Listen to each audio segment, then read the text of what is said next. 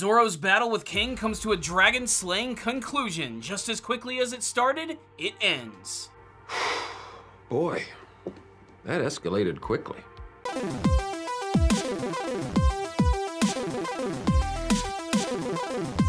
Powerful Nerdcast assemble! Stay dandy, baby.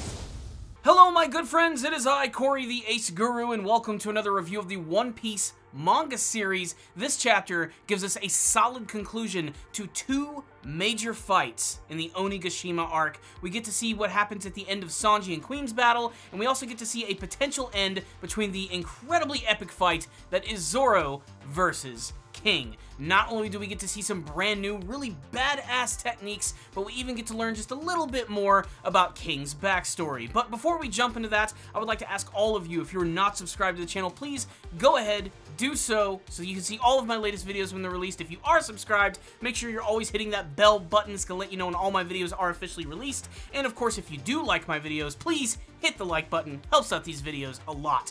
You could also consider checking out my Patreon page, where you can make a small monthly donation. It'll go a long way in helping out this channel, and I would really appreciate it, to be perfectly honest. And I'd love to add your name to this list of all these amazing people that you currently see on here.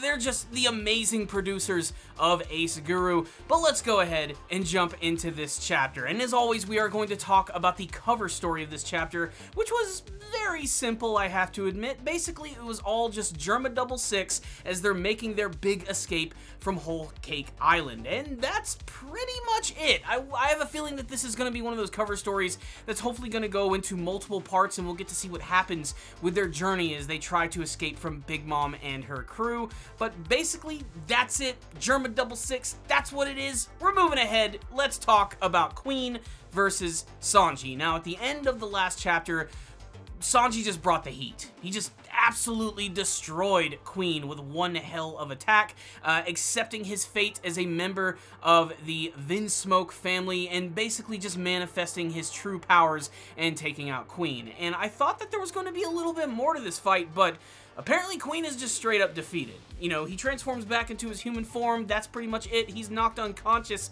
but we do have one really nice scene where he does get to save that little mouse and give it back to that woman. And I never really put the pieces of the puzzle together, but he has a soft spot for this mouse because as a child, of course, he would make food for mice, ones that looked exactly like this one right here. I can't believe I completely missed that, but it's a nice little detail. But as for the conclusion of the battle between him and Queen, I wanted a little bit more. I'm going to be perfectly honest. I just have a feeling there was going to be a little bit more to Sanji doing something a little crazier outside of the fact that he gets more fiery and he kicks the shit out of things. That's basically just what he does. It looks like this entire battle, too, has also been kind of a ruse to mess with us a little bit. You know, they've been planting all these seeds for the fact that there's the potential of him maybe being a Lunarian or maybe even having some Lunarian blood in him, but that doesn't really seem to be the case. Essentially, it was all just sort of building up King and who he really was, and that's really what the rest of the chapter is wholly devoted to, is we get to see that Zoro has actually managed to severely injure King. Not only that, but we actually get to see his face for the very first time. We've already seen some glimpses, but this time he finally removes it. We see who he is, and basically he's just a dude. Yeah, well, you know, that's just like your opinion, man. Okay, there's a little bit more to it than that. We get to learn, of course, that being a Lunarian, they do have very specific traits, which is to say they have brown skin, they have white hair, and they have those big old black wings, which basically gives us the confirmation that Lunarians naturally do have giant raven-like wings, which is kind of cool. That was always kind of confusing when he transformed into his Pteranodon form, whether, you know, it would just, you know, transform along with that to make them look like dinosaur wings, and basically that's what's going on here. I also really like the fact that he essentially has a Mike Tyson tattoo. That's pretty funny.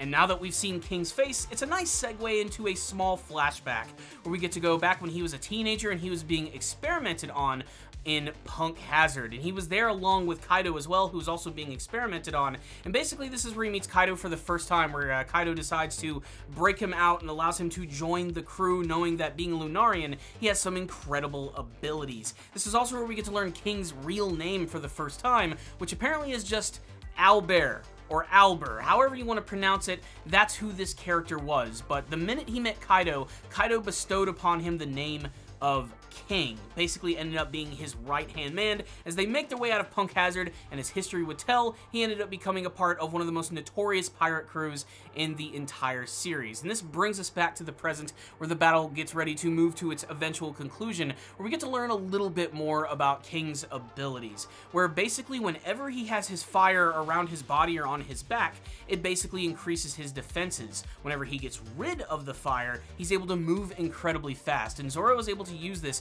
to his advantage, knowing that when the flames are gone, he can actually cut him and take him down. But now, of course, that King's back is against the wall, he's able to display some brand new abilities. Essentially, when he reveals his face for the first time, he brings out his sword, he envelops it in fire, and basically, he is able to shoot these massive dragon flames from his sword, which look incredibly awesome. The dragon itself basically seems to be based on the design of like Kaido and Momonosuke, and I'm sure that's no coincidence. It's probably something that he developed over time in honor of the man who saved him from Punk Hazard. But it's really awesome that he's able to use these dragon flames, and of course, Zoro has a sword which has the ability to slay dragons, so you can pretty much put the pieces of the puzzle together from here. The chapter ends with one of the coolest attacks that I've ever seen from Zoro. Basically, they're getting ready to bring out their big guns to finish each other off, and of course, King is going to attack him with one massive fire dragon, and that's when Zoro comes in and unleashes his brand new technique. And I gotta tell you, the name of this attack is one hell of a doozy. The King of Hell, 3-Sword Serpent, 103 Mercies, Dragon Damnation. Did you feel that tingle on the back of your neck? Yeah, this was a badass moment. Aside from the incredibly gnarly and kick-ass name, the actual attack itself is really awesome as Zoro manages to slice through the entire dragon down the center, destroying all of it, as well as hitting King point blank, not only slicing him in the chest, but also cutting his sword in half, and also slicing off half of his right wing as the chapter ends, and holy shit, this was epic. So what's the rundown on the latest chapter of One Piece? There's a lot to like about this chapter. I mean, the overall action itself was incredibly satisfying. Anytime Zoro has a fight, it manages to be pretty great. Although I do have to admit, while I absolutely just loved this chapter, it felt kind of rushed. I really wish that there was an entire couple of chapters devoted to the conclusion of this fight, and the 25% of it was devoted to Sanji basically saving a mouse and going back to his regular self. I just wish there was a little bit more focus on King and Zoro, and maybe even a little bit more on King's backstory, as just the fact that he's one of these mysterious godlike races and it seems to be glossed over in just a couple of pages in a flashback, it leaves me wanting more. I want to learn a little bit more of the history of King, even before he was on Punk Hazard, but before he met Kaido, and maybe even seeing some of the early days of him traveling with Kaido and going through adventures. Now, it might be asking a bit much to get another big grand story thrown in the middle of what is already a ridiculous, massive story, but still, inquiring minds want to know, and I just want to learn a little bit more about the history of King.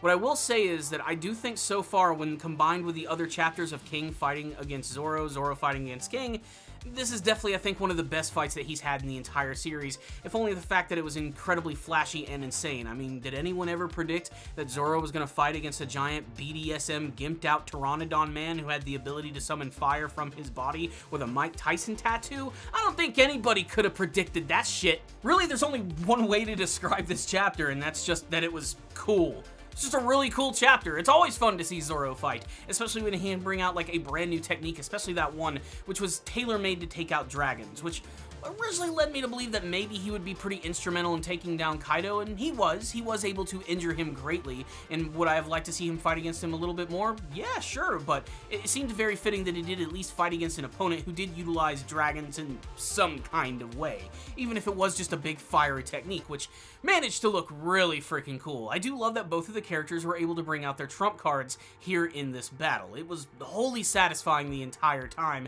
and only time will tell if this truly is the end of the battle between Zoro and King. But I have a feeling that since they decided to go ahead and wrap up Queen's fight, they're probably going to do that here. We'll probably see the aftermath of that in the next chapter, but who knows, there could be a massive surprise all about King or Albert.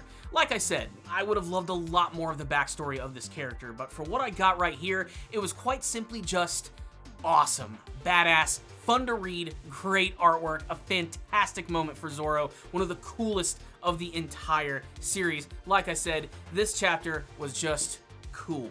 And I'm a simple man who likes simple things. I love action, anime, and manga, and this chapter pretty much satisfied my hunger for all that badass shit. So, I'm gonna give this one right here a 5 out of 5. Yes, I loved reading this chapter. I read it a couple of times just to enjoy the amazing artwork, and of course, that final couple of pages which just exploded off the screen. That final page in particular, where Zoro manages to successfully attack King, is really awesome.